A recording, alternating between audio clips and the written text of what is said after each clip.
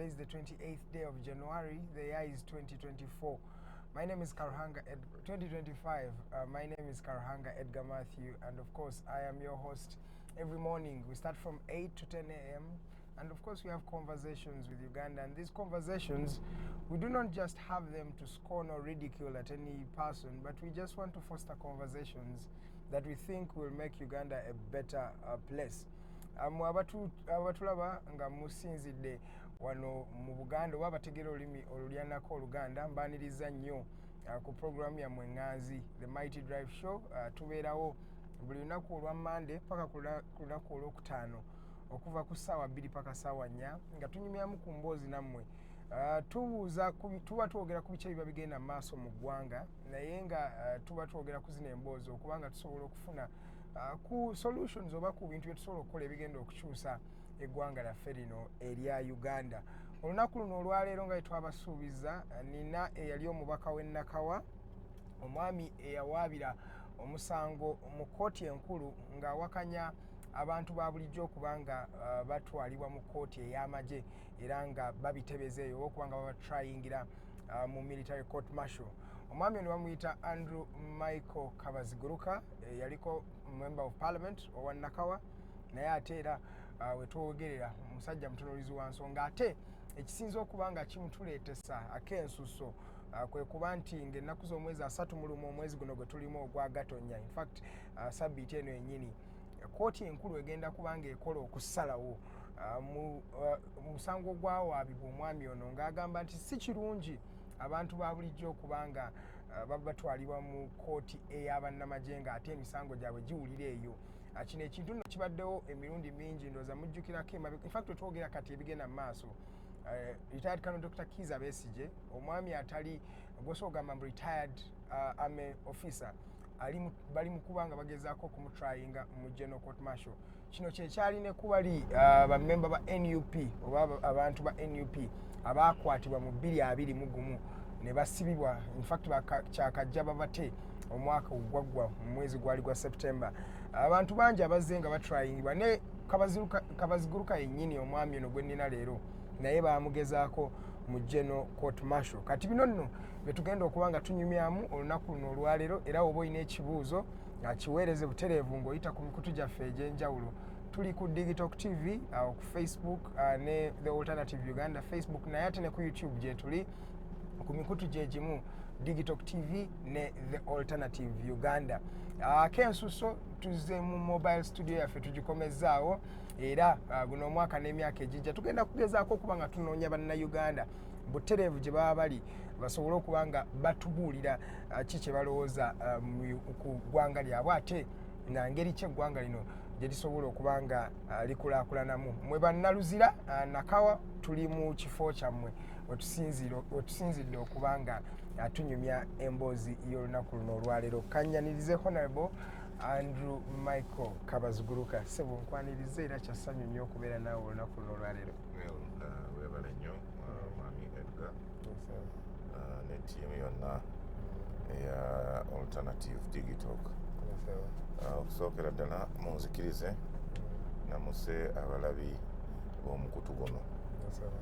Mwasuze mutya, mwebale gyonna gye mutuusaako engalo, era mu ngeri y'emu nyongera okusaba nti Omukama gye mukola gyonna agyongeremu emikisa. Bannange ekyo kirungi nnyo, emikisa mu Uganda tugyetaaga. Butuufu gyetaagibwa. It's not very easy okubeera mu lino eggwanga. Mu butuufu mu mbeera gye tulimu ng'eggwanga twetaagira ddala intervention ya Mukama. Gw'oli otya Honorable, tuludde nga tetukulaba. How are you doing? Well, mbaddeyo wendi nga bwondaba weewaawo obulamu obubadde bwakosebwamu naye nga gye ndi kyali mulamu, Omukama akyakuumye. Okay. In fact oyogedde ku bulamu okukosebwamu. How are you improving? Kibadde kitya generally we tubadde tetuli akadde ke tubadde tetuli naawe, in fact health wise? Well, mu kaseera kano ngenda ntereera era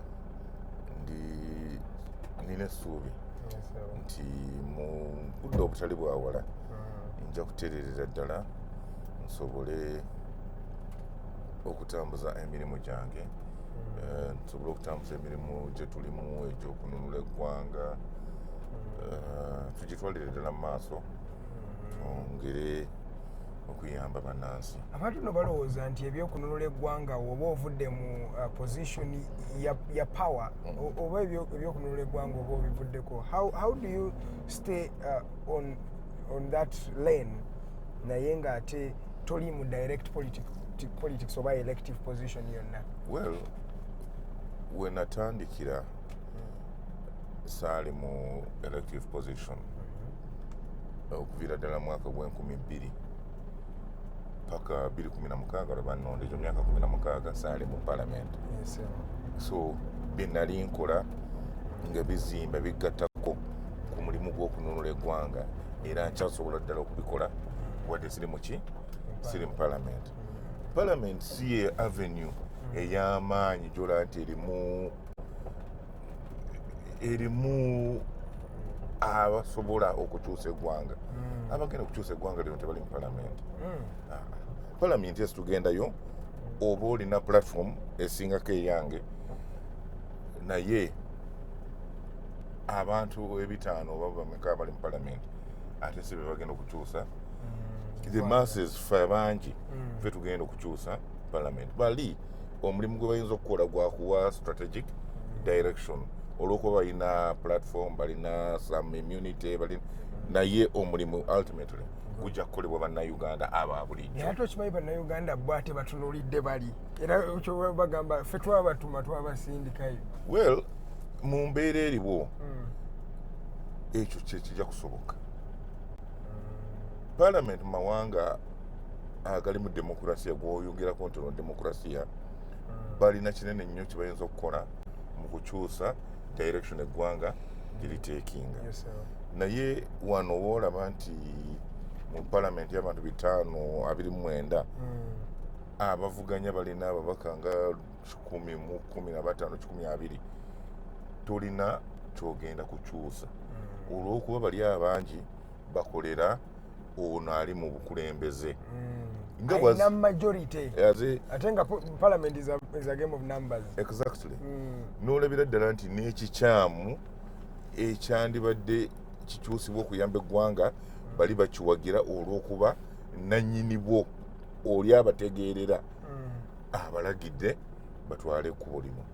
So parliament ekyalina ebizibuzibu era nze nyongera okukubiriza bannayuganda nti mu kulonda tuleke kutunuulira nnyo nsonga ya bibiina naye tutunuulire omuntu, tulabe omuntu ono kiki kyagenda okuyambako oba kyagenda okukyusaako ku butebenkevu obuli mu ggwanga, ku nkulaakulana y'eggwanga, demokrasiya mu ggwanga. Because bw'ona otuuka mu kitundu baga nti ono tumulondako NRM nti ffe awali baasi wetutiikinga, awali manvuli wetutiikinga, awali ekisumuluzo wetutiikinga, eggwanga tujja kuliziika. Tulina okutunuulira amakulu agali mu muntu oyo. Because bangi nnyo bazze ne batugamba nti bo bayimiridde wano naye ate ogenda okulaba bye bakola biyimiridde walala nnyo.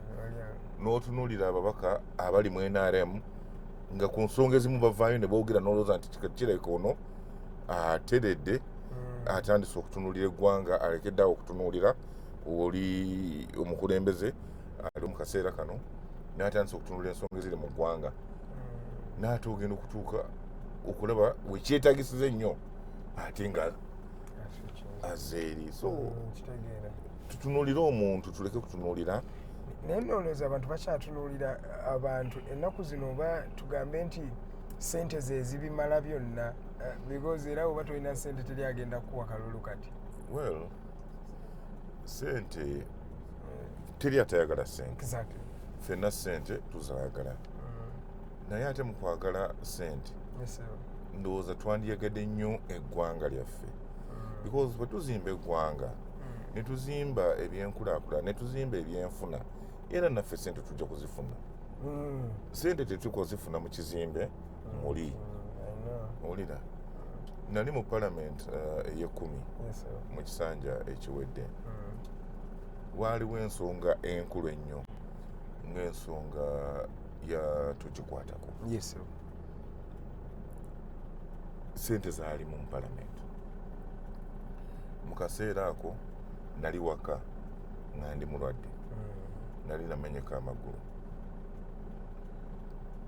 Nja kubuulira bankubira essimu ne bandeetera ssente nga bansaba nsigale ewaka sijja muki mu parliament nti bannayuganda bonna bakimanyi oli mulwadde ne bw'otajja teri agenda kukola ki nkufaayo kunenya. Yes. Actually osobola n'okugenda mu ddwaliro biruza eddwaliro tujja kukola ki okuzimala zonna bwe beera eyo tokola ki just don't show up n'otakola kiti. Embeera eyo nendabira ddala nga emmalamu ekitiibwa ng'omuntu era nga mbeera egenda kuziika eggwanga lino. Naye mbategeeza nti mu buli mbeera yonna oba ntya ŋŋenda kujja mu palamenti, oba nze nzekka anaalonda nti nedda ŋŋenda kujja nonde nti no. Era eggwanga wali ewuunyisa ssebo. Era ne nsituka mu ambulance ku migo gyange ne nzija mu palamenti era ne nonda no. Ne nzira ewaka nga ndi mumativu nti kyenkoze kye kituufu ku lwange ne ku lw'eggwanga lyange. Done your part in building the nation. Yes. Ne ku lw'eggwanga lyange. Sente Katonda bw'ali bayagadde ajja kuzimpa nga tazimpedde ku bulumi nga siziridde nga ndese obulumi mu ggwanga nga ndese eggwanga mu katyabaga. Nkyalina omwami Mike Kabaziguruka yali member of parliament we Nakawa eno we tuli wennyini nga tukuweereza tuyingire ddala mu parliament eyo gye wavaamu ogirowoozaako ki when you look at this parliament 2021 the 11th parliament? Well, sirabawo kyanjawulo na parliament ziri endala olw'okuba ensonga zikyatambula nga bwezitambula. Mpozi ekyenjawulo nti mu parliament eno obukulembeze ate bwongedde okunyiika institution ya parliament okugikakkanya. Obukulembeze otegeeza commission, otegeeza speaker, otegeeza ani? Of course speaker. Okay. Mu kisanja kya the right honorable Rebecca Kadaga wadde yali wa NRM. Yes. Naye yali alina engeri gya handling ensonga etali mu bakulembeze abaliwo mu kaseera kamu nga to some extent exercising some independence n'olaba nga ensonga ayagala kugiraba nga bweri wadde ultimately yali adda side eri ne mu ntegeka ne mu nsengeka wali olaba nti agezaako okulaga some degree of independence etali ku bano waazi alagirawo ddala ti ekintu kyabwe oba oyagala oba toyagala beetegefu okukola buli kyonna mwai Museveni kyakola ki kyabaasazeewo. Tebaliimu kano kaga nti katwekwekereze tushugacoatinge wano tuweebuzeebuze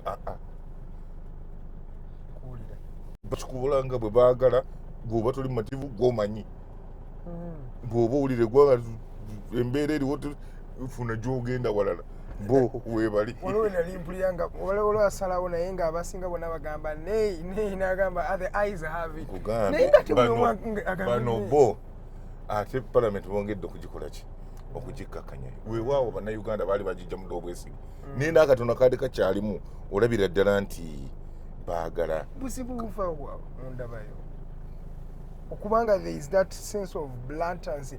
Amanyi waliwo ekintu nti muli eggwanga abantu tebakyafa nnyo ku public kyegamba. How did we reach to such a point? I think bo ng'abantu you need to look at the person nga bwe mbugaye tutunuulire kati abantu ng'olira ekisookera ddala bano bonna abakulembeze abaliwo bavudde mu opposition bonna babadde bamemba baffe tubadde nga tukyalimu FDC najja nankumbi eyo bonna babadde baffe. So ekimu ku byo kiyinza okuba nti lwe baasala eddiiro ne bajja mu NRM bazze kulaga nti ate bo ekintu bakyagala nnyo okusinga bananyini kyo. So mu kwagala okulaga ekyo, I think they are overstepping some boundaries mu effort ey'okumatiza omukulembeze waabwe nti ate bo bamwagala nnyo okusinga bano abaamuleeta. Basusiza we bandikomye. Naye era bw'obatunulira ng'abantu, mu luzungu waliwo kye bayita primitive amassing wealth. Engeri gye bazze bakolamu ssente eragira ddala nti beetegefu okukola buli kimu. It's that primitive accumulation of wealth. Nkiraba ky'ogamba.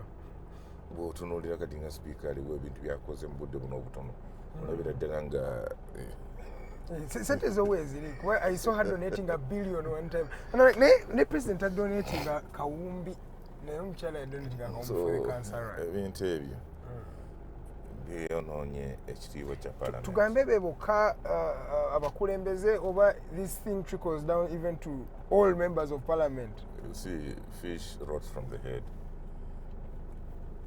The head were. What are other political parties then doing? Bakola chi mu parliament yo? Well, bagezaako. But the numbers ziba drowning. Nga bwegambye parliament number. Yes, sir. Ogezaako. N'oteekayo eddoboozi n'ogenda on record. N'oyongera okuzibula bannayuganda amaaso because it is a platform. Yes, sir. Where you send out messages ne zigenda mu bangi. Ndowoozayo nowa an alternative view. Yes, sir. So n'oyongera okuzibula bannayuganda amaaso. So mu mbeera eyo bagezaako. Anti waliwo agamba nti abagezaako naye balinga abali mu kwefuniramu nabo ekintu tebali ku munnayuganda ali wansi. It's really about them. And when it comes to the money, they all unite. Kisobola okubeerawo because at some point yes, sir, you resign. There are some people who resign. Ngalaba gezezaako akoze buli kimu gezezaako n'atomeddewo wali atomeddewo naye terikikyuka n'alabira ddala nga mu luzungu bagamba you cannot swim against the tide. Nosaa nti omugga bwe guba guva eno gudda eri ku supiidi y'amazzi ate gwe toyinza kuwuga ng'ova eno toddawa ne weesanga nti naawe gukutwaliddemu. So ekyo kibeerawo. But you need to be resilient and you need to be principled for you to succeed. But okay. Even in the face of so many temptations, you stay focused. Because, you see, the reality is that a member of parliament is paid handsomely. Yes. Way above the ordinary Ugandan. Wow, abantu baffe balina so many demands. But if you are a straight and right thinking person, you can still have a relatively good life and still serve the interests of your people without necessarily colluding with teweetaaga kukwatagana nabo oba kubba teweetaaga because already oli bulungi kofuna. You are paid handsomely. Let's be fair to this country. Okay. Yes, you are. Now, do you really think these people, let me first look at the spotlight, let's put it on the opposition, especially in parliament. Kabaziguruka, do they really want power? And if we are to gauge them from this particular time they have been the leaders of opposition as the National Unity Platform, do you think that they really want a fundamental change in this country? Or is this politics? Ultimately, over the years, my thinking has dramatically shifted. How so? I would imagine that if I am given another chance to be a member of parliament, I would use that opportunity to mobilize the wananchi. I would use those limited resources to mobilize the wananchi to take charge. Because in Parliament, as long as people are still overwhelmingly voting the NRM, kiba kizibu nnyo okuleeta enkyukakyuka mu Parliament. So kyanaku nnyo nti the opposition eriwo mu kaseera kano tefokasinze nnyo mu kwongera okuteekateeka bannansi okwenyigira mu nsonga ez'okukyusa obukulembeze mu ggwanga lino. Bw'olaba obukulembeze bwa NUP kye bali mu kukola mu kaseera kano, banenengana, ono alumba ono, ono alumba oli. Mu kaseera kano tebalumba ani?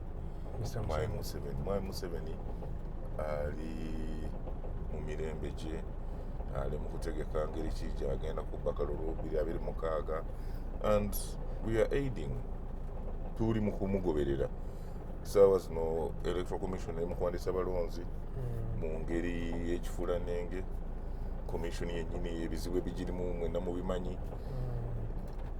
And nobody is saying anything about it. All I hear is ngenda kwesimbawo mu 2026 mwewandiise. Bwewandiisa ni abawandiisa mu ngeri ki? So tetufuddeyo nnyo kufunulira ebyo. But besides, fenna akalulu tukalozezzaako emirundi mingi. The result is known to all of us. Sisuubira nti kati waliwo Munnayuganda saawa eno atamanyi result y'akalulu mu 2026. Era omuntu yenna atagimanyi oyo aba talubera mu ggwanga lino. So ekijja ffenna tukola ki? Tukimanyi. Era kineewuunyisa nti abamu bali mu kutegeka kumuwerekera. Wano ku bifo bino ebirala ebyo because omuntu ayinza okubuuza kwogenda kwesimbawo nga bwe ŋŋambye, those positions you can use bw'oba you are strategic. You can use those positions to further expose and mobilize people, not for self-aggrandizement. Yes. So saagala nnyo okulumba abakulembeze. No, tolumbe, but the thing is, the reality, this is the alternative government. The way we are going about things is absolutely unhelpful. Do you think it's because it's a new political party? Can we give them a benefit of doubt? But because there is also another sentiment, why I ask that perspective, in my personal opinion, I may think because they are young, a new political parties, they are new in Parliament, maybe let's give them a benefit of doubt. But there are other people who have a sentiment that is more extreme, saying that this might be something that has been designed by the state itself to, first of all, disorganize the opposition, and they did not see it coming. Well, I do not necessarily share that line of thought, that school of thought, that they were brought in by. Of course, you hear all sorts of things, but I wouldn't want to toe that line. Yes, sir.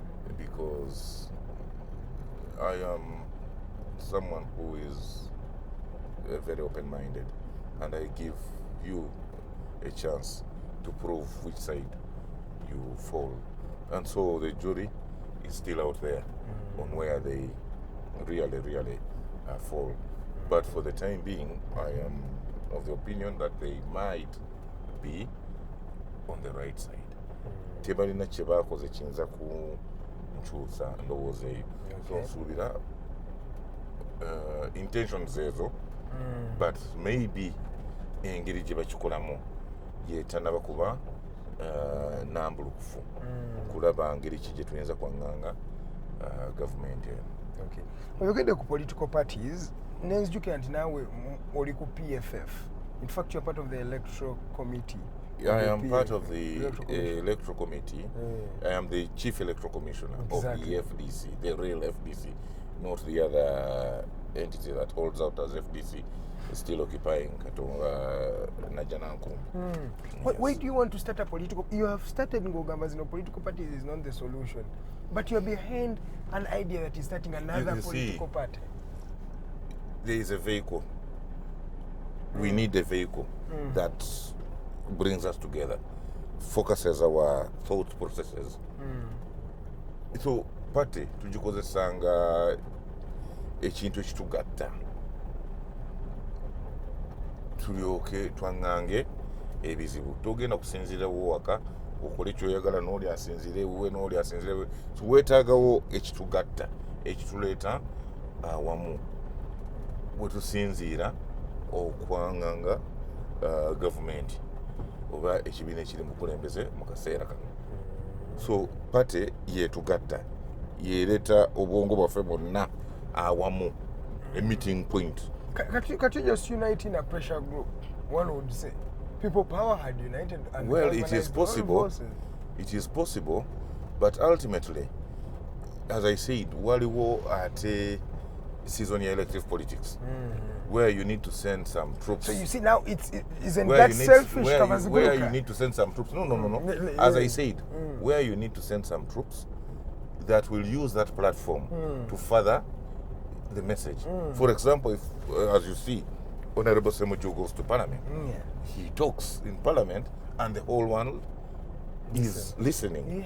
Now, if he was to say that, for example, at Katonga, it would not carry the same prominence. Okay, so you need that platform where you have some protection, you have where you can say things and you're protected, not in Katonga where they will surround it and so you still need to go there. But then you don't need I don't think it's automatic for you to go with a political party card. Can't you just go there as an political party card keeps you together. If you go in as an independent, I go in as an independent, noli tewali chitu binding together.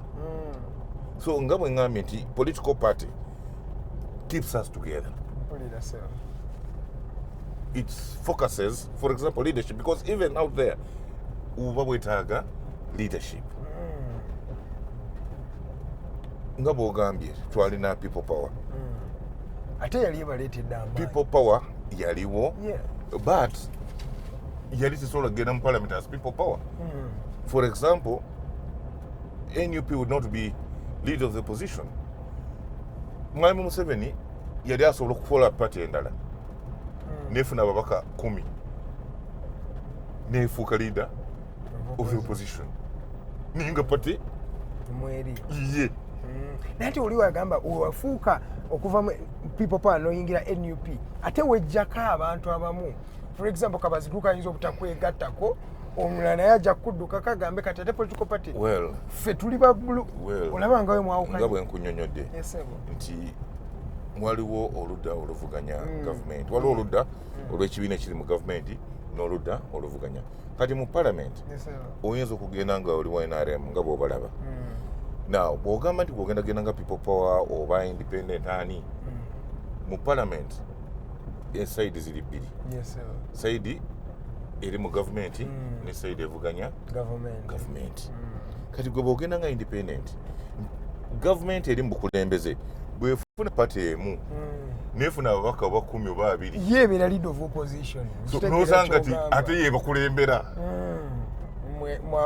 ate aba struggle entuufu tugambe nti kati abo be bakulembera. Kati embeera eyo okugyewala weesanga nga you have to organize in a party, but nga bwe ngambye ne party yennyini eba eyina engeri gyebakumakuma. Nkitegera kyogamba, so a party is not entirely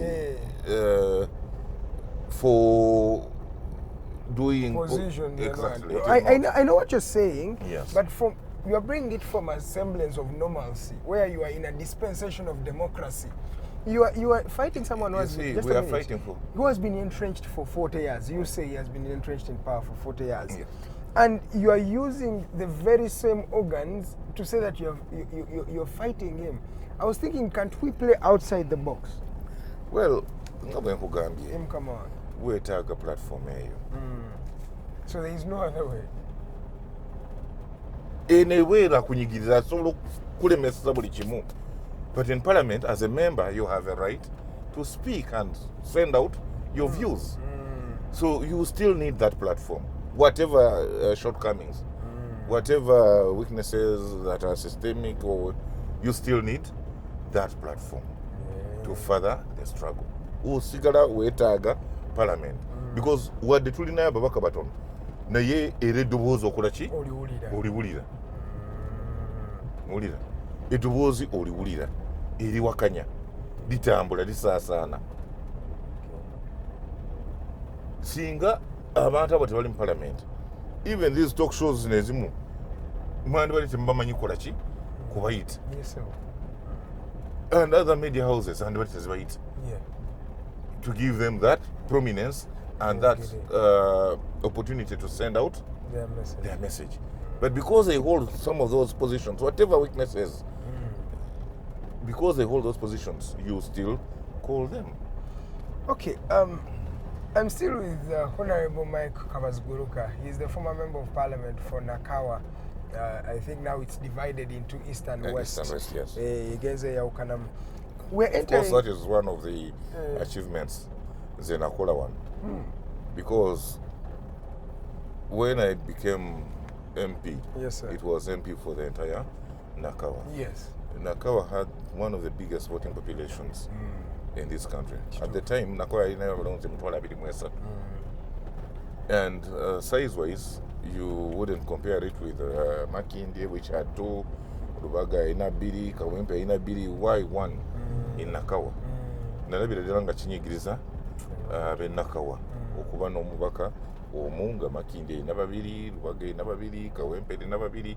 And of course, these districts where you find a whole district inabalonze emitwalo 3 noza constituency emu abalonze 13 kati parish emu nga mutungu erina abalonzi emitwalo 6 okiraba abalonzi just a parish abalonzi emitwalo 6 yes just one parish ate nga nakaweraiko emiruka agiwera 23 parish emu erina abalonzi emitwalo 6 so nosanga really constituency nene era mu kisanja ekyo nalwana okulaba nti Nakawa tukola ki tukyawula and I'm sure the people of Nakawa baganyulwamu mu ekyo especially Joel Senyonyi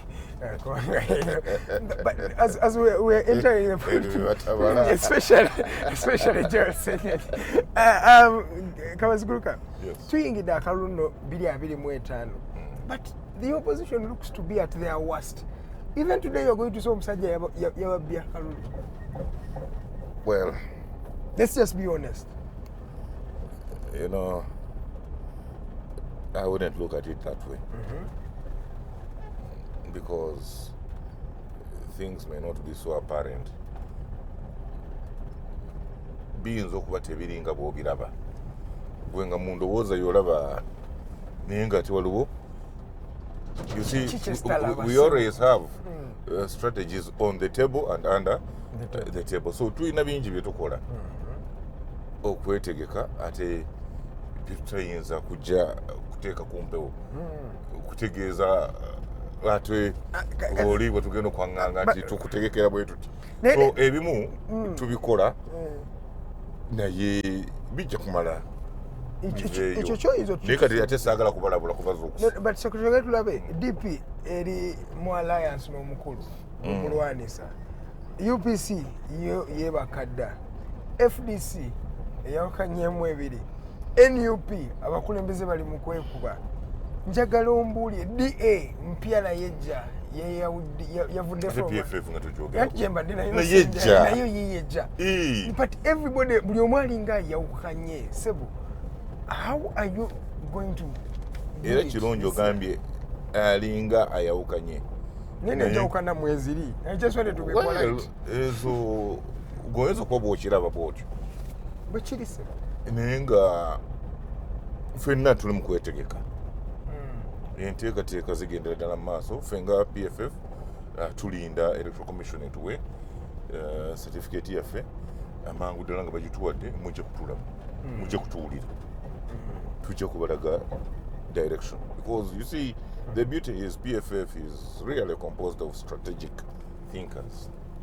The people there are strategic thinkers, people who really have the country at heart, people who are seasoned and determined. So we will bring that experience and determination to bear onto the governance issues of this country. Do you believe in unification? Do you think the opposition parties or forces can really unite. Unite to do what? That is what we need to answer first. To achieve your common goal. It shouldn't really be an issue of uniting. I thought you had a common goal as opposition forces in this country. You see, what is the goal? Kufuna bukulembeze bwa ggwanga lino. Kukyusa eggwanga. That shouldn't be the only agenda. Besides, tugenda kubukyusa tuti. Because endowooza za njawulo. Mulimu abagamba tugenda mu kalulu tumamuleko. Mulimu abagamba akalulu kayinza obutatuyamba tukunge bannayuganda beddiza eki obuyinza. Mulimu abagamba nti ffe oba oliawo tugenda mu nsiko. Ebyo abantu banjawulo, endowooza za njawulo. Ffe nga PFF tukkiririza mu bannansi. Tukkiririza nti eggwanga lino lyaffe ffenna era ffe tulina obuyinza obukyusa eggwanga lino oba okwongera okuliziika. So bannayuganda be balina okwekwatiramu mu mirembe tukyuse obuyinza. Baleke kutunuulira mmwe tugamba nti no bano aba PFF be tuba tulaba NUP singa beegase ANT ne beegira kintu kina. Bannayuganda lino eggwanga lyaffe. Ffe tulina okuditamininga course y'eggwanga lino. Lastly ku nsonga eyo waliwo omukulu bamuyita Bigirwa yayina endowooza ye eya Eastern Revolutionary Platform nti buli omu akwate gyali regions Kabaziguruka wa West gende West mobilizing eyo Bigirwa East genda owa North genda mobilizing ekintu buli omu akikwatire gyakikwatira mulyoke mujje mukole mwenna. How do you think about that? Has he been mobilizing the West? The East. Oba Busoga? For him anti kati yagamize abadde mobilizing wa East. Previously. East abadde wa. So what has he managed to achieve?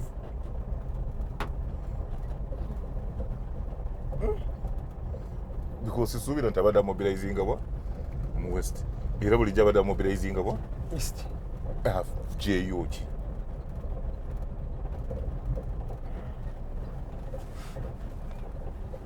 Kiki kya JU?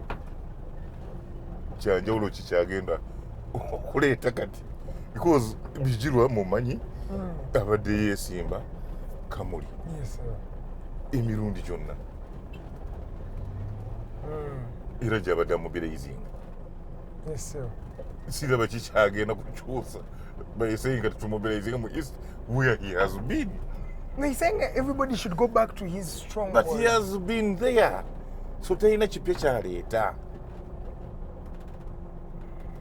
The only thing he's going to do is further fragment our thinking into those tribal cocoons that, you know, issues zetugenze tuziika zetugenda tugezaako okulwanyisa ate zayagala okuleeta. Politics of identities or tichotegeza. Absolutely, because when he says that Easterners mobilize East, Westerners mobilize West, then nti buli omu mujje mugatta amaanyi awo musobola bagaininga nga muli a regional block. You're strong. Absolutely not. That is further causing confusion mu ggwanga. Okay. Honorable. Because they are, for example, I am a Westerner. I am a Muchiga by tribe. But I was born here in Ruzira. I studied here in Ruzira. I have lived here in Ruzira. So where should I mobilize? How can you go back to cavalry? And mobilize who? Nkitegera kyogamba. Influence yo yenna eri wano.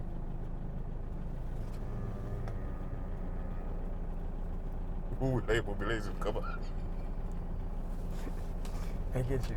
I know this place better than Kabale. That is our ancestral home. Yes, sir.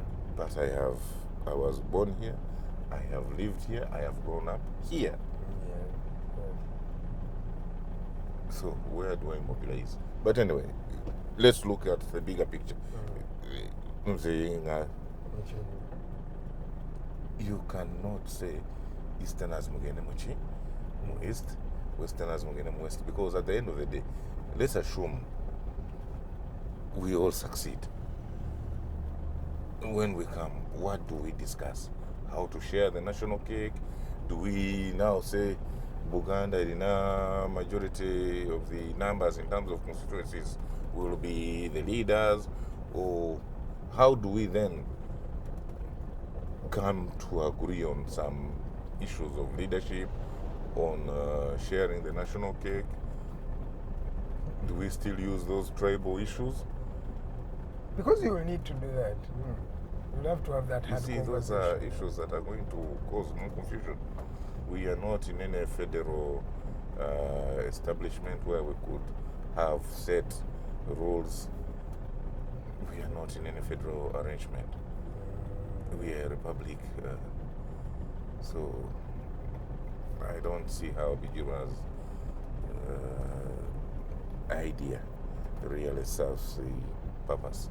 Because our purpose now is to overturn a status quo, to remove the NRM that has entrenched itself in leadership. I don't see how Bijira's ideas really solve that. Thank you. 4 minutes to the top of the hour. You're still watching the Mighty Drive Show. I am with Honorable Mike Andrew Kabaziguruka. He's the former Member of Parliament for Nakawa, but also is the gentleman behind the case that is in the Supreme Court. That case is about trying civilians in the General Court Martial. Remember, Honorable Kabaziguruka was is also a victim of the General Court Martial, and we ask ourselves, what is the General Court Martial going to say in the case of Kabaziguruka of trying civilians in the General Court Martial? You talked about fighting Mr. Museveni, and before we enter what is happening in Supreme Court, Mr. Museveni has celebrated 39 years at the helm of this country, and you're saying you're fighting this man. If you were to comment on the reality of ground today, what does the 39 years mean to Ugandans, or what should it remind Ugandans about? Well, it is 39 years of oppression, without any doubt. It's 39 years of being deprived of what rightfully belongs to us, which are the resources of this country. Over the 39 years, government iri mukulembeze kyekoze, one, kwe kutujjako eddoboozi ng'abantu. Ate ekintu kye tumanyi nti any military revolution does. Because mu revolution eyakinamagye, obanga omuntu azze nga yeesigamye ku lyanyi ly'emmundu, kyasooka okuggyako ly'eddoboozi.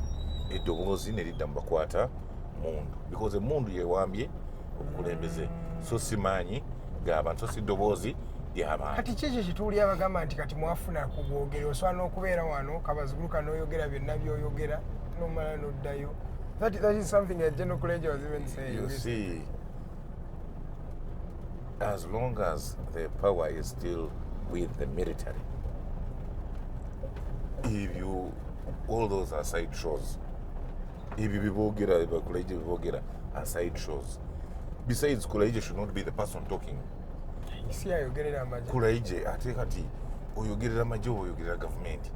You see, that is where we need to focus. When you get these Kulejas talking, you wonder, are they speaking on behalf of the army or on behalf of the NRM? Because statement eyo terina kuva mu mwogezi waki w'amagye. Ekyo kikulaga nti ye nga ye already ali mu kyekubira. Bagane kati banayigana mwebaka. That is not your duty as the army.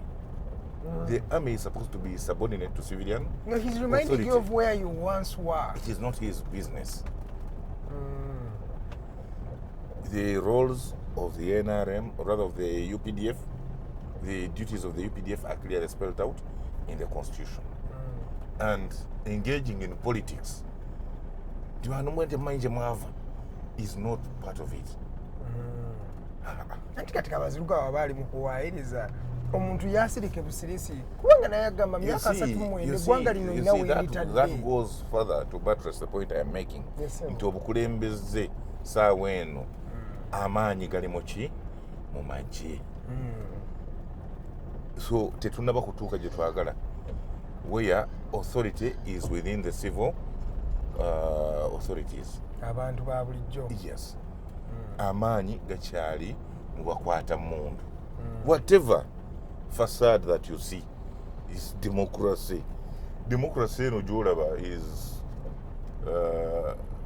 like you know when I say facade waliwo lwotunula ku kkubo oli atamaka nga omusana gwaka nolaba nga waliwo ennyanja. Yes, nga bayakoola so ye democracy gye tulina olaba democracy natugenda okutuuka nga si democracy yennyini democracy wako explaining nga CDF agye n'agamba these MPs are clowns. No, really. CDF sijja kujja mu bintu byammwe ebyo so ntenda bakwata bukwasi amalaka aligamu agatandisa okugejja nnyo nja kubahanginga. So where is the democracy if the so-called representatives of the people can be belittled by akulembera amagye? mpulira kyogamba sa Where is the democracy? And nobody does anything about it. Where is the democracy? Because Parliament ideally is such a powerful institution that determines the budgets, the laws. Now, that's the embodiment of the people. Now, if somebody can say, well, these are just clowns, where is the democracy? Because you see, in any democracy, worth its name,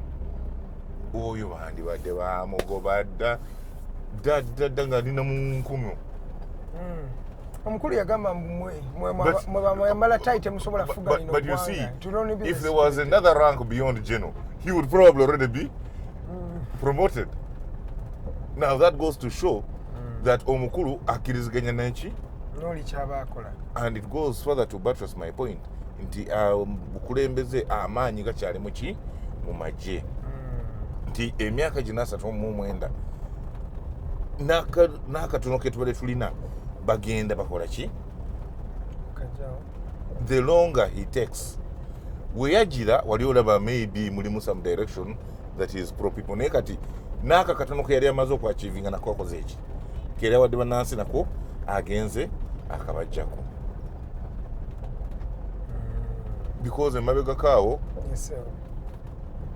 waliwo ebintu amagye ge baali batakola obanga babikola naye nga babikola mu bubba naye olwaleero ate bazzeeyo eri so emyaka egyo 39 gibadde gyakunyigirizibwa. naye yogera ku nkulaakulana tulaba onkulaakulana batera okwogera ku kilomita z'enguudo ze bakoze n'agamba ku bakyala kati engeri gye bempowerinze. You see, and we just being blind to the reality of their achievements. That is just a facade. Security, Munina. You see, security asokerwako should be fune ekyokulya olwala eddagala gye liri malwaliro. Security kituufu. Security. You cannot talk to me about security when I am dying of hunger. So those are the basic things that we should start with. N'olwaleero abantu bafa enjala, teri ddwaliro, teri malagala malwaliro. You have people, our children studying in very appalling conditions, and you say,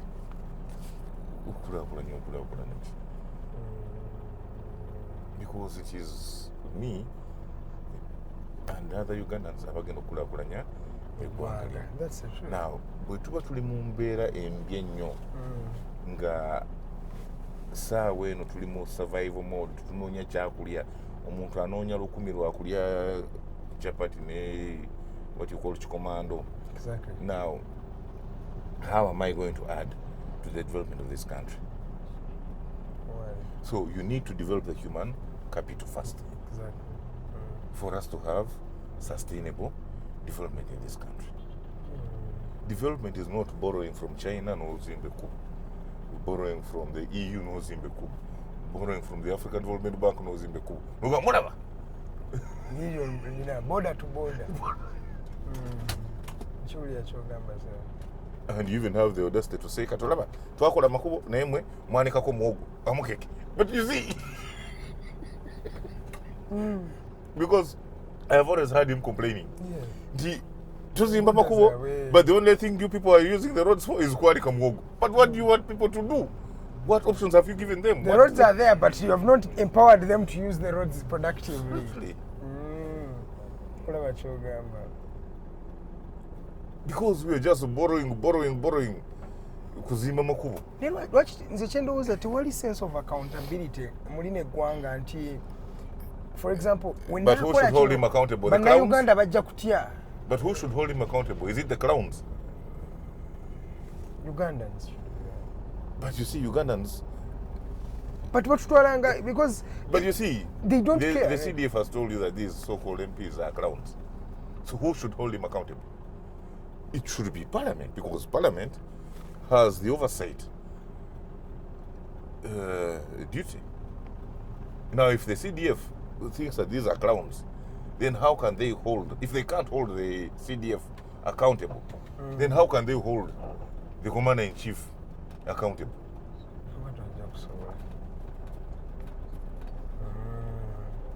So Ugandans, I don't know. But Kabaziguruka, let's move on. You filed a petition that challenges civilians being tried in the General Court Martial. Before we even look at the verdict that is coming on the 31st, let's look at where it has come from. Are you even satisfied with how this issue has been handled from the time that you registered this particular case? Now, maybe just to go back a bit. Yes, sir. Jibiata and Ikira. In 2016, I was elected Member of Parliament for Nakawa Division. Yes, sir. For whatever reason, it did not please the powers that be. The incumbent was NRM at the time. Exactly. So I was arrested. Even before swearing in, I was under house arrest. Okay. On the day of swearing in, I was ordered not to go with more than 5 people. I had military and police at my gate.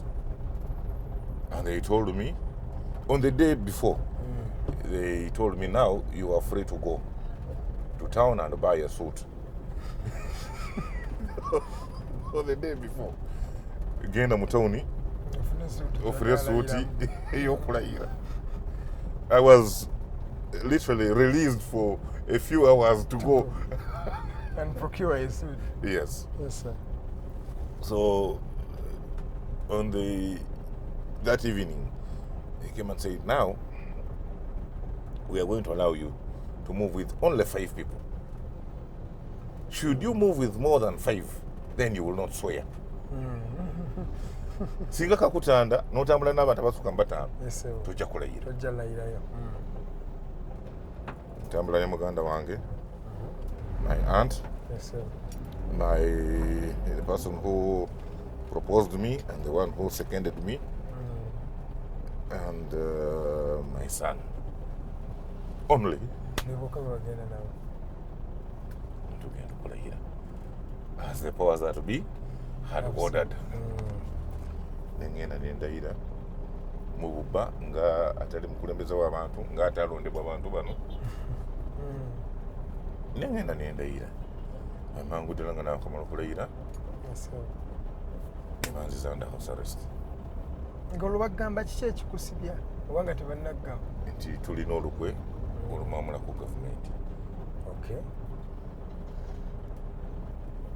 Bajja olunaku lumu banzije bantwala ekireka. Banzije ekireka ekiro bantwala ku police headquarters. Ntuuka ku police headquarters nsanga General Kayihura mu office ye yali IGP at the time. Angamba omusajja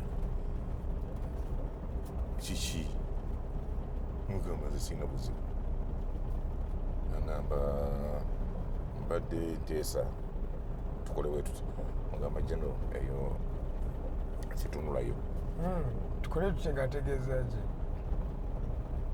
ejja bujja nja kubuulira eggwanga limu agamba murudishe wuyo muzeeyo banzizaayo ekiro kaihura alina kyagamba okigaana nkigaana agamba rudisha wuyo mumuzeeyo banzizaayo ekireka ku makya bagamba funa akweyimirira esaiyo kireka esaiyo funa bakweyimirira nkubira honorable winikiiza ne honorable mwijuki bajja baneeyimirira bwetuva mu ofisi nga maze okusayininga ekipapula kya bondi nkirina mu ngalo ngenda okufuluma bwe nti baddamu bankwata bankuba mu kavaani banvuga bandeeta waka ngenda okutuuka ewange waka nga bongeddeyo amagye waliwo abapoliisi nga 50 bayingidde munda kati badde in charge bapakingidde ddala munda bateddewo ne bafumbira efuuse enkambi banteekayo buli ku makya bwe banfulumya bagenda ba-extendinga bond to the next day bwe bankomyawo bwe banfulumya ku makya ne batwala ekireka ne ba-extendinga bondi ne bankomyawo under house arrest. Exactly. Yes, buli lunaku bwe tufuluma tujja kireka ne basayininga bond extended to the next day ne banziza ewaka nga sikkirizibwa kufuluma era nzijukira olunaku lumu mutabani wange yalwala nnyo nembeegayira nembaga mumperekere tutwale omwana mu ddwaliro ne bagaana nekimpaliriza okukubira muganda wange ave naalya gyali abeera ajja atwala omwana mu ddwaliro ng'embeera luyale embi oluvannyuma lw'ennaku 28 of that thing, that cycle. Yes. Ku makya bantwala titugenda Nsambya bantwala wa police surgeon feeling ebyo ebifumu byabwe amala bantwala ku kooti Makindi Makindi Magistrates Court banteeka mu sel wayitidde dakiika nga 10 ngenda okulaba ka drone k'amagye kajja kagamba atumwetaaga eri so si wano si ku kooti ey'abantu abulijjo banteeka mu drone yabwe y'amagye bantwala wansi ku General Court Martial. Yes. Ngenda okutuuka eyo nsangayo abantu abalala nga 26 27 something of the sort nga bagamba bano be wali okola nabo okujjako gavumenti nga mbuuza bano be baani mikwano gyo bajasibo bwe wali oliko lukinza okukola ki okumwamulako gavumenti nansirika batutwala mu kooti before General Guti ambuuza sebo how do you plead guilty or not guilty namugamba nze sebo kankubuulire nze sirimu namagye tugenda kumpozesa wano ngamba ekisooka nze sikkiriziganya na outfit wendi eno General Court Martial bwe muntadde wano sirina bbaawo ngamba ekyokubiri omusango gwe mwagala okunvunaana musango munene nnyo gwe guti tuyina bumanyirivu bwozesa muntu musango bwe guti because mukulaba okwange you're not even fit to be a grade 3 magistrate so tosuubira nti you're going to try me for an offense whose maximum sentence is death. Mugamba ekyo nangamba gwe sebo weyita ki I am going to charge you with contempt of court nemugamba well yebatadde Aaron Keys eyo nemugamba obola kyo ekituufu kola kyoyagala nenze kubuli tugera kola ki kunchaginga wano you're not going to no you cannot nekimugamba was sibya kwekekede nta because I was thoroughly disappointed. I knew that this country had really reached rock bottom with the current leadership. But this was a new law. They had really sunk so low to attempt to try me in that kangaroo outfit of theirs. So I told them, see, ekisokera ddala sigenda kuleeta lawyer wano. Bweyeyogerera tewalina namateeka at the time. Nagamba lawyer waabwe because you see the court martial gives you a lawyer. Namugamba gwe kiikirire bano. Nze don't represent me. I will represent myself. Representing abantu bamwe. Nze ndeka. Nze I will represent myself. Yes, sir. I am not going to bring a lawyer here because I do not recognize this as... I am not supposed to be here in the first place. So don't expect me to bring any legal representation here. Because I will kill. Yes. So nembagamba nze constitution n'amateeka gafuga eggwanga lino nga manyiiko akatonotono. Yes, sir. I was fully aware that Article 210 ya constitution y'eggwanga lino erambika bulungi enkola n'ensengeka y'amagye. Because under Article 210, Yes, sir. Parliament was to enact a law to regulate one, recruitment y'amagye, two, structures of the UPDF, three, issues of discipline, promotion, remuneration, and then ultimately deployment of troops outside Uganda. Exactly. Now, that article did not give Parliament powers to establish a court of law. Yeah. Because when they talk about discipline, you form a disciplinary unit. Tribunal. And it was clear for members of the Uganda People's Defense Forces. Yes. Okola tribunal no chisala. Discipline of members of the Uganda People's Defense Forces. Yes, but namaje. I was not a member. Yes, sir. But before we even look at that, was there any iota of authority for Parliament to establish a court under that article? And the answer, according to me, was in the negative. Absolutely no way. Courts of judicature in this country are under Chapter 8 of the Constitution. Yes. Specifically, if you look at Article 129, it spells out the courts of judicature. Exactly. The Supreme Court, Court of Appeal, the Court of Appeal, the High Court, yes. Magistrates Court, up to the LC Exactly. courts.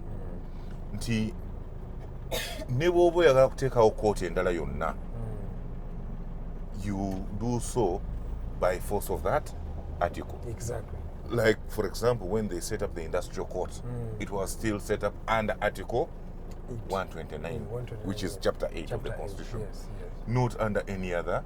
Kino waliwadde oyagala leeta kooti y'amagye waliwadde ogenda no amendinga that constitution or that Tosobola kubona kooti y'amagye. Nogamba kanteke. I think hypothetically, if that's what you wanted, if that's what you were supposed to be done. It would have to be formed under that article. that gives rise to courts of judicature. Exactly. Nkitegera kyogamba. So, under no circumstances would they create a court under Article 210. Yes, ey'abannamagye. Because the Constitution was clear. Parliament shall pass a law to regulate the Uganda People's Defense Forces. Yes.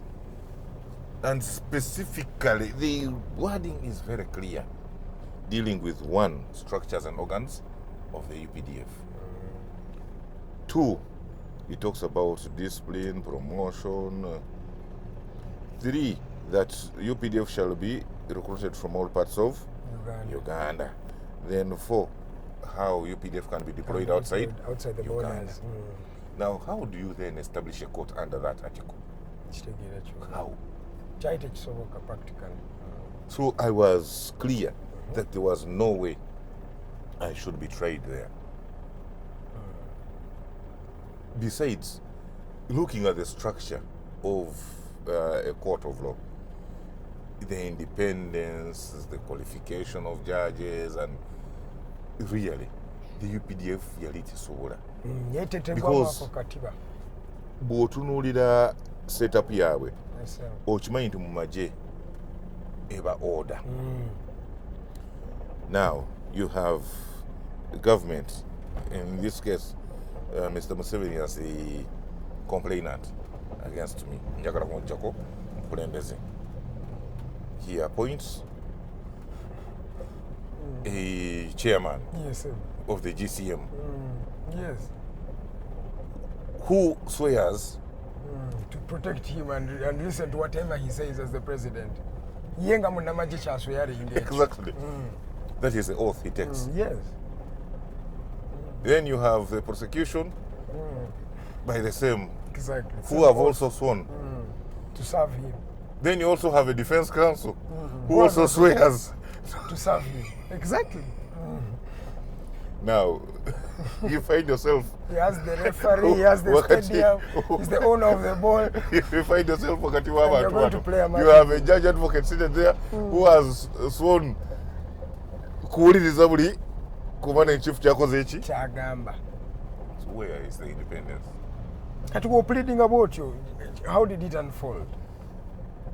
Well, you say I'm not going to be tried here. For me, I told them I am not going to be tried here.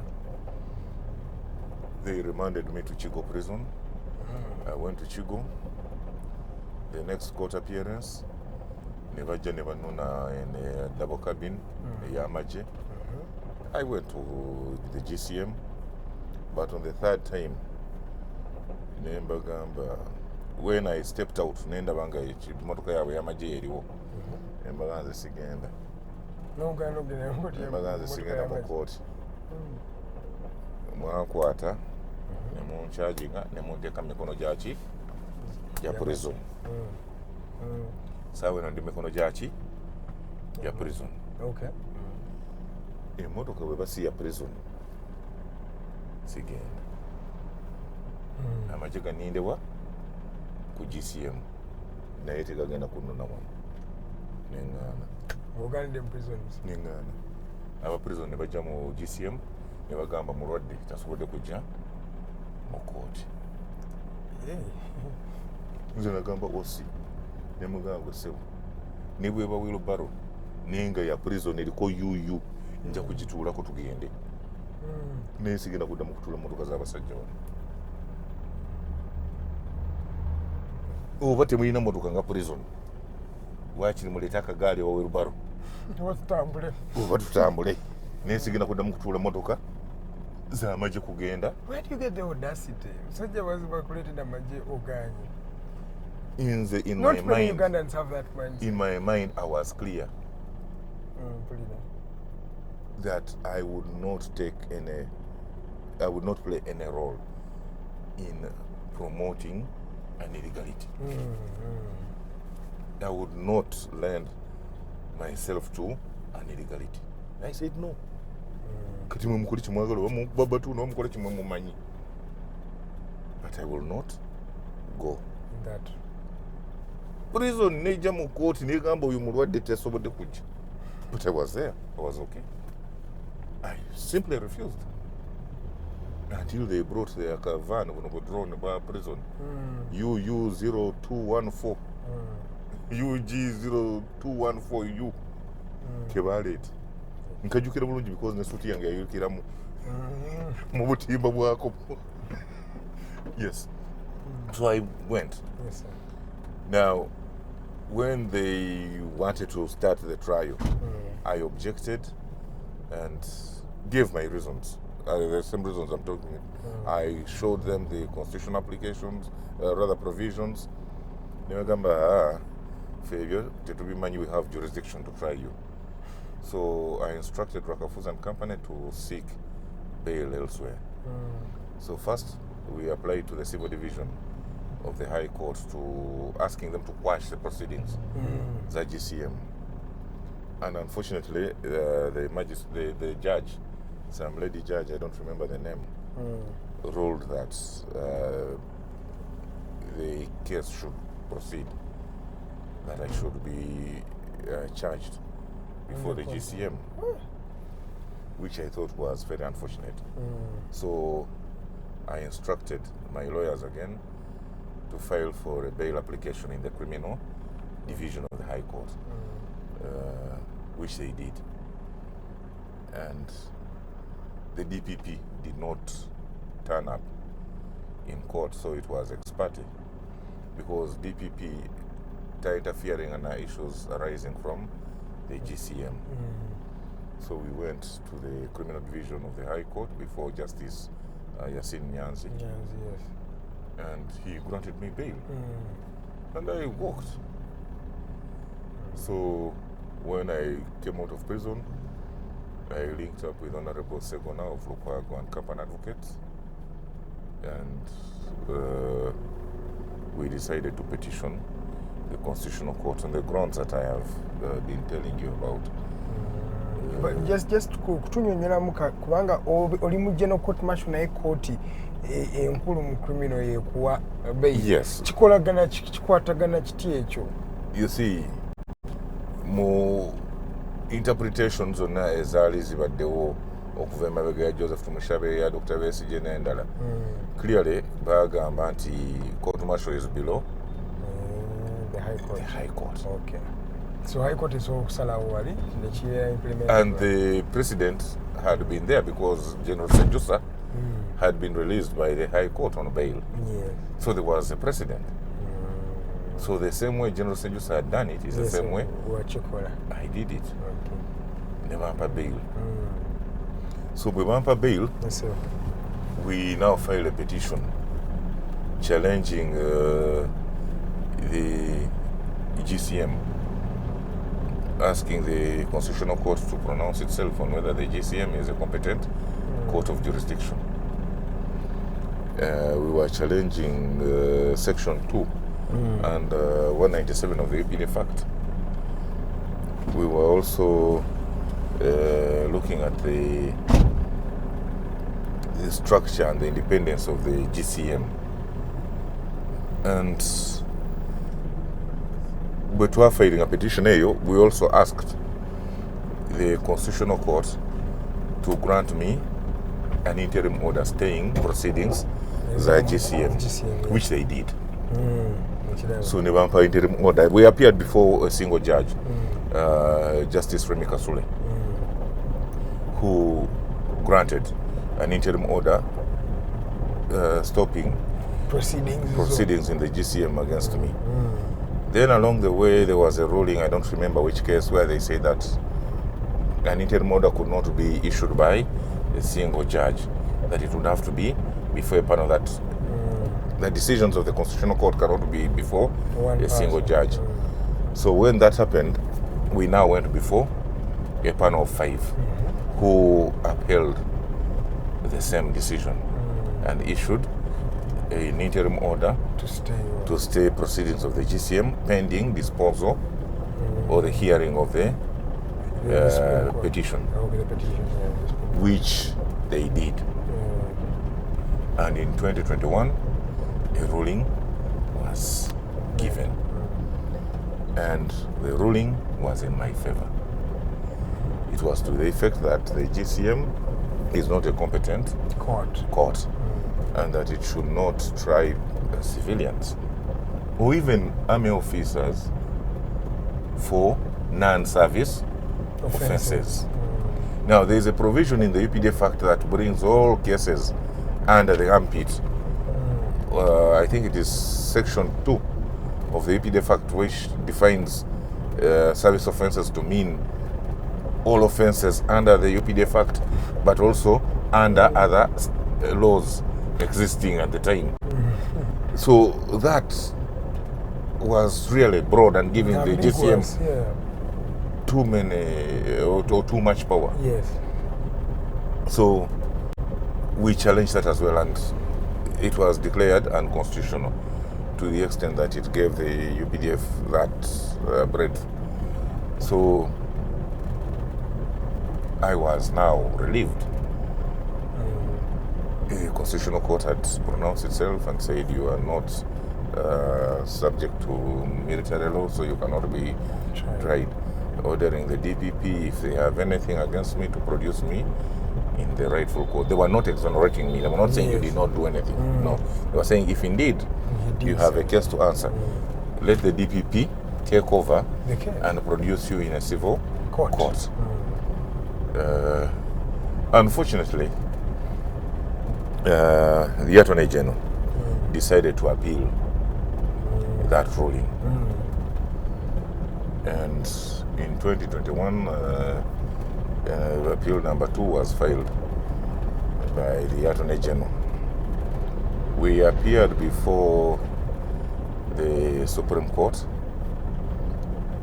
made our case, and we were told ruling would be on notice. 2021 went by, 22, 23, 24. In 2024, they called us to appear before the Supreme Court. When we reached there, the Chief Justice informed us that one, as a Supreme Court, they have had a number of challenges that have delayed their ruling.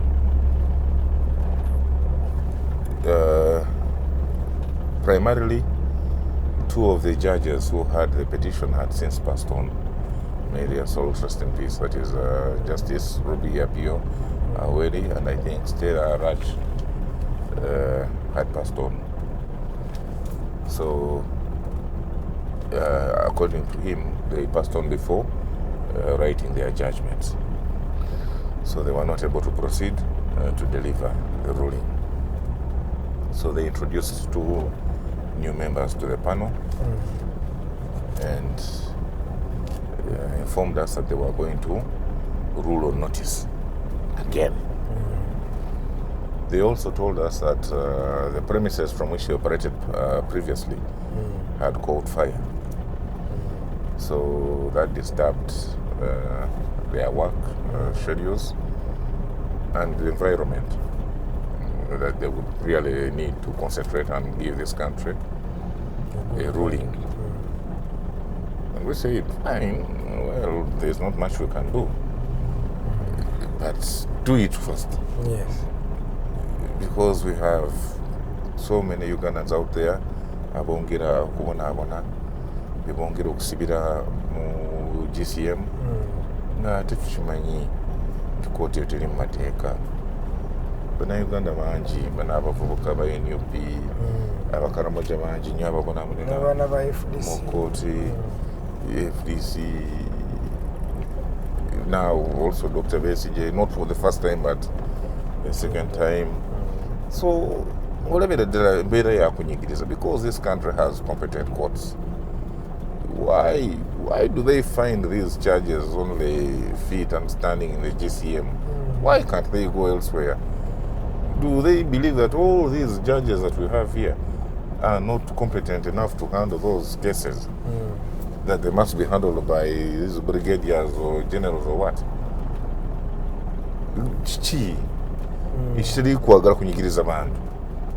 People have studied law, people have experience. Why do you think that this brigadier yalina obumanyirivu bugenda okuhandling ensonga eno? So anyway, Supreme Court netugamba kaseera katono ejja kuwa ensala yaayo. Neera okuva twatuukayo paka kati kumpi mwaka mulamba era tukyalinze. But last week, I saw a notice saying that the ruling will be given this Friday, on the 31st of January 2025, which I welcome. Okay. Because it is long overdue. People continue to suffer. Yes. The injustice of being presented before a military tribunal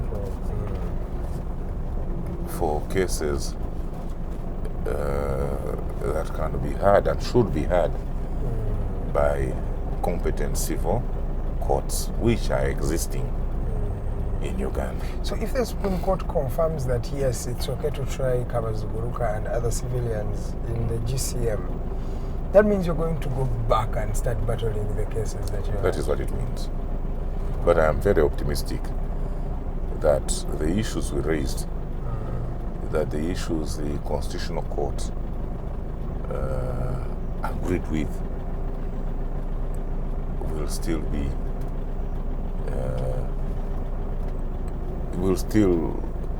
resonate with the judges of the Supreme Court, and the ruling should be in the same direction. Okay, there's also something, and in fact, let's look at the case of Dr. Besigye. You are a former soldier, now you are retired, but the argument that most of the army people that have had, for example, Nalwe Yuso and others, that once you are a soldier, you're always a soldier. Do you want to comment on that? Well, that is uninformed on their part. Because most of the generals Because you see, the catchphrase there is while you are in military service. And people bagamba kulaija gamba wobera wayingira amajoba wagayingira. You see, Once a soldier, always a soldier. You see, there is something called a service offense. And what we are saying is that even when you die, they are going to bring the colonels will be the ones to carry his body, or generals, because you are a colonel now. Even in death, you're still a colonel. Even your number, you cease to have it after death. That one is not correct.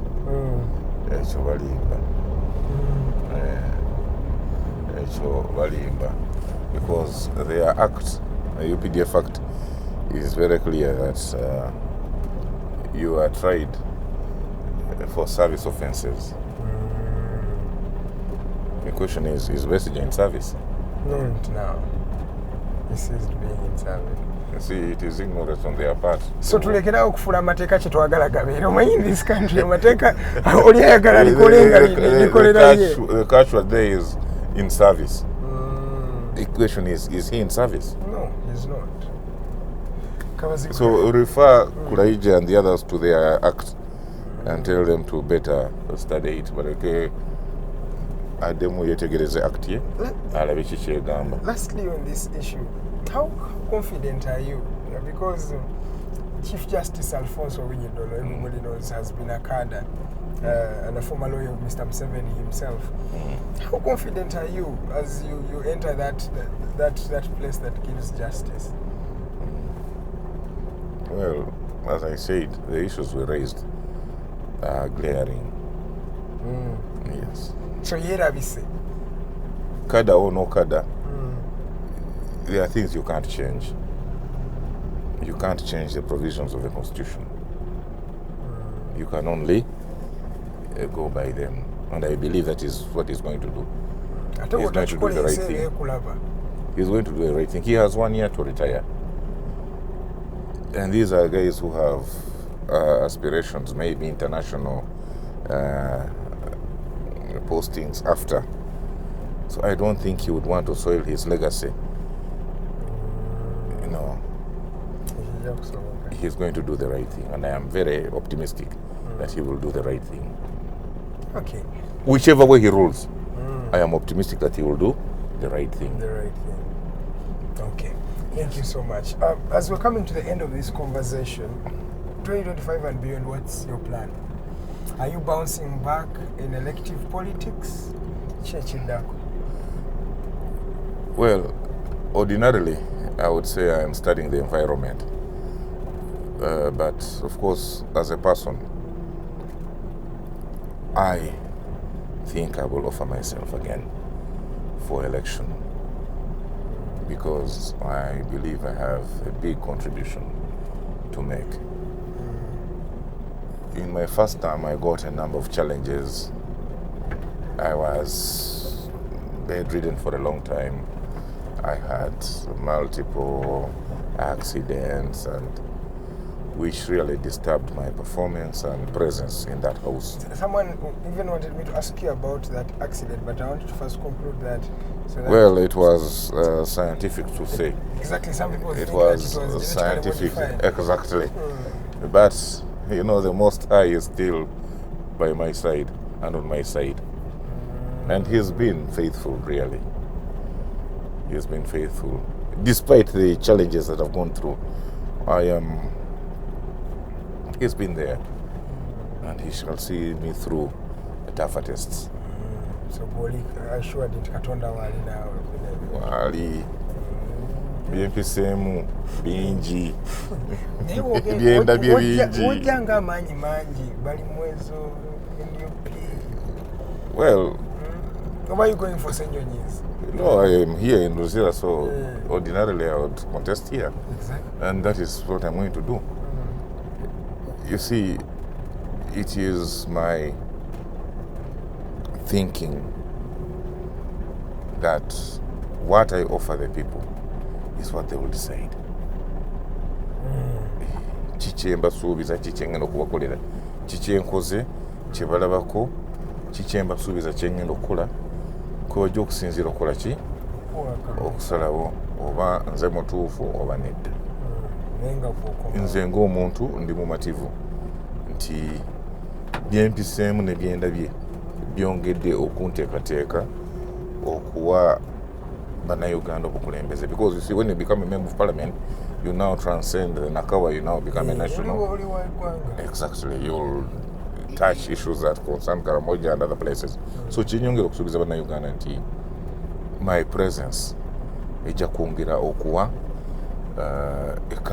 eggwanga lino eddoboozi, nja kwongera okukola ebyo ebigenda okuyamba eggwanga lino.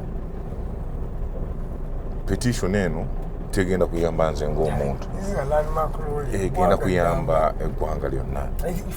Ebyafaayo bijja kujjukira at least ku nsonga eyo ebyafaayo bijja kujjukira. So that is what we mean by the struggle. You keep making small contributions, small achievements, but later on Nsagala nve wano nga sikubuuza ku Segirinya. Segirinya has a similar sub story of parliament. Kyeyanyumirwa nnyo parliament. Nga gwe naawe nsobola okugamba tewaginyumirwa nnyo, wagibeeramu ne tewaginyumirwa. Well, saagendayo kunyumirwa. Ekyo ekisooka. At least. Nagendayo. That's wrong. Ogenze kuweereza togenze kunyumirwa. Saagendayo kunyumirwa. What's your comment on people who are passionate, who serve with passion, and that's how they end? Segirinya ended sadly. Well, may his soul rest in peace. But Yes, sir. even in death, he made a contribution that is sound. Kituufu teyatuula mu parliament for that long, but the little time gye yaliyo, and even his, legacy, erina kyeyigiriza ffe abalala. Yes, sir. So, well, saagala nnyo okugenda mu nsonga ze oba ez'ekibiina kye, Yes, sir. naye kansabe nti bye yakola mu budde obutono obwo kifuuka ekyokulabirako era ekyokuyiga eri ffe abalala. Tweyanziza nnyo ssebo okubeera naffe okutwaniriza wano eruzira mu maka go, so tweyanziza nnyo. Njagala osiibula abo abakulabye olwaleero. Well, abatulaba era abalaba the alternative digital, mwenna mbeebaza era nnyongera okubasaba twongere okujjumbira okulaba omukutu guno n'okuguwagira. Guno gwe gumu ku mikutu egyongera okubunya amawulire agazimba eggwanga, amawulire agacekinga ku bukulembeze bw'eggwanga lino, agayigiriza bannansi. So management ne team yonna digital kumbeebaza, era nammwe abalabi mbeebaliza ddala, mwebale nnyo, mwebalire ddala eri abantu baffe aba Nakawa East in particular. 226 ku ballot paper mwendi. Kale tweyanziza mukama wange, njagala nsomere mu akataboko kubanga ndaba bingi byoleseeyo naye njagala mbimanyi oba oli kafulumya akatabo nayogeddeko ne mukulu Noman tugenda kukakola tugenda kukakola ebyobufuzi nabitandika mu mwaka gwa 2000 under the reform agenda so emyaka egyo gyonna nina bingi byempiseemu nina bingi byenkoze nina bingi byemmanyi ebiyinza okuyamba eggwanga lino so saagala kugenda nabyo njagala mbirekewo ne bamusaayi muto abajja babeeku kibayigirako nga Dr. Besigye bayogera emabegakaawo yagamba nti we learn from the experiences of others era nange njagala mbeko ettaffaali lyenteeka ku bukulembeze bw'eggwanga limu kale olwedde olina lingi lyokoze obujja tweyanziza nnyo abatulabye okuva twatandikidde mpaka essaawa zino zetulimu mbadde ne omwami honorable Michael Andrew Kabaziguruka yali mubaka wa Nakawa ate ng'era abategeezezza nti agenda kuba nga akomawo omwami ono ye yawaaba omusango mu Supreme Court oguchallenginga mu Constitutional Court bo ne bagongayo paka ku Supreme Court omusango oguchallenginga abantu ba bulijjo okuba nga batwalibwa mu kooti y'amagye olunaku olwokutaano nga 31 January bagenda kuba bakola ensalawo ku musango guno nga Supreme Court era Supreme Court kyenaasalawo kyekyo kyennyini ekigenda okuba nga kikolebwa because that is the last court of the land. Amanya Zedka Matthew Karuhanga nsanyuse nnyo okubeera nammwe tenjo yadde ku camera and of course tuli wano eruzira mu mobile studio yaffe naawe gy'oli tujja very very soon we are coming to serve you. My name is Edgar Matthew Karuhanga from the entire team. God bless you. We shall see you again tomorrow at exactly 8 a.m. It will be the Mighty Drive returning to your set. From the entire team, God bless you and bye-bye.